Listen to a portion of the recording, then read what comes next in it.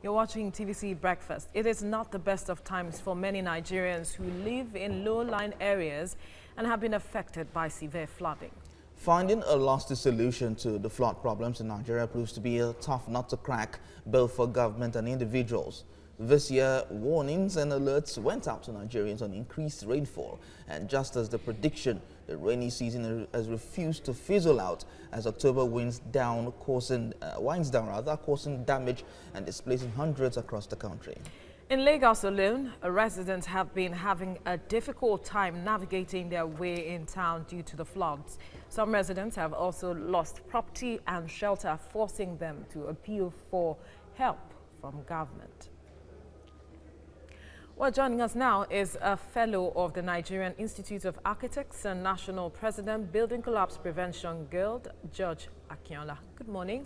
Good morning. And thank you for joining us. You made it safely. Out of my... you took a boat cruise down. Right. Interesting, but this has become a worrisome issue for many, not just Lagosians, it's across the country. We see the devastating effect of the rains and floods across the country, and this has been happening year in, year out. One wonders, what really are we not doing right to check these issues? Well, you see, it's actually the proactive approach that is absent. Proactive in the sense that you have to plan ahead for a flooded environment or an environment prone to flooding. Particularly in the southwest area, we are watered by three main water bodies: Owena River, Osun River, and Ogun River. The Ogun River is the one that is actually flooding Lagos, and the problems are just four. Number one, there is a massive dam called the Oyon Dam at the bridge of Oyon River and Ogun River. That dam is 270 million cubic meters of water, and it's 63 meters above sea level at its zenith. It's not expected to exceed 59 meters above sea level for safety. So, but meanwhile, you are supposed to be releasing the water every month, such that the water will be able to come down when the massive rain starts falling. But they don't do this because some people are using it to fish to our detriment. So that's number one. Number two is that the river Ogun, along its course on the way to the Atlantic Ocean, is silted and sanded up. So the water cannot move because the place is all silted up. So water spills. Number three is that there is massive backflow from the Atlantic Ocean when there is heavy rainfall due to whatever you call it, global warming, climate change, and whatever. So the ocean level rises and water is coming back. Okay. So that backflow can be checked, but it's not checked. So the backflow floods the lowland areas. The fourth one is all our habits. And this one is particularly with reference to the Eco-Atlantic City. Wow. Issues happen time and time again, and there's always alerts and warnings from the federal government, from state government about this, but no measures have been put in place to stop this issue of flooding, especially when it rains like it happened recently. What can be done? Well, the rains, as you've said, is just one part of the problem.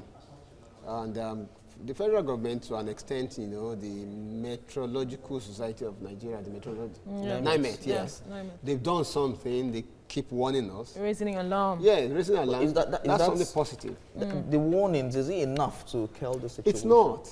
It's not. Those ones are information. What you need to do is to put structural measures in place. Okay. Structural measures, like I told you earlier in the morning, that the backflow of water from the Atlantic Ocean has to be dammed, such that the water does not flow. You have to put large industrial no-return valves in place along the way. You have to dredge the river such that you don't have water spilling over from the silted river, onto the floodplains, like all these places that are flooded. You have to do all those ones. But you have to ensure that there is no fishing on Oyon Dam. Now that is one aspect. How do we check that activity?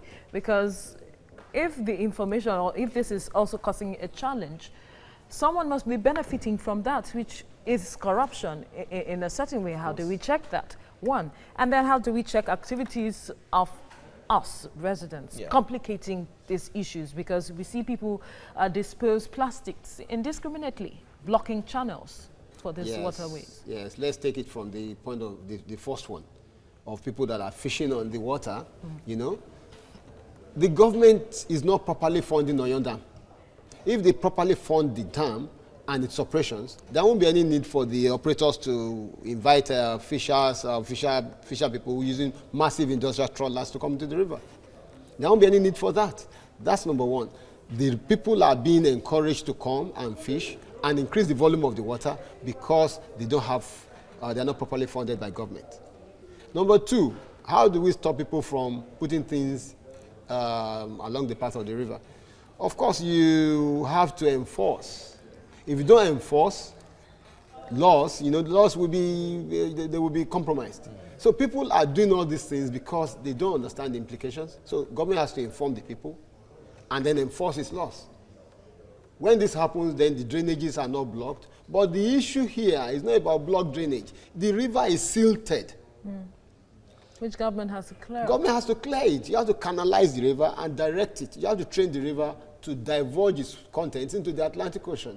And when the Atlantic Ocean is flooded, when the Atlantic Ocean is, when the water level rises, the backflow has to be checked by putting in industrial dams, or what you call non-return valves. So because this people keep talking about all of these issues. So is this more about the political will of government now to address this issue? Political will, fundamental.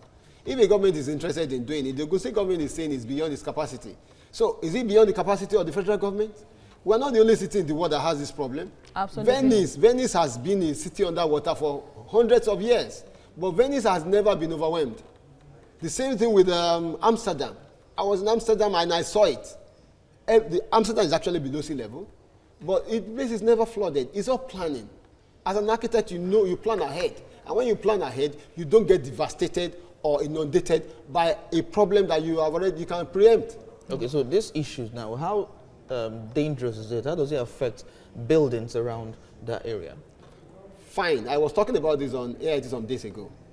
When an environment is flooded, the foundation tends to be compromised, especially faulty and weak foundations, because many people don't apply the correct foundations for the environment that they are building in. There are 4 major types of foundations. You have the pad foundation, the strip foundation, the raft foundation, and the pile foundations. In water environments like this, an engineer has to properly study the soil mechanics and determine the kind of foundation. In our own area, it's silt. You discover that the foundation slide. Okay. The foundations crack. So there are dangers of building collapse. Of course. Well. Of course, and it's happening daily. Wow. Thank you so much, George.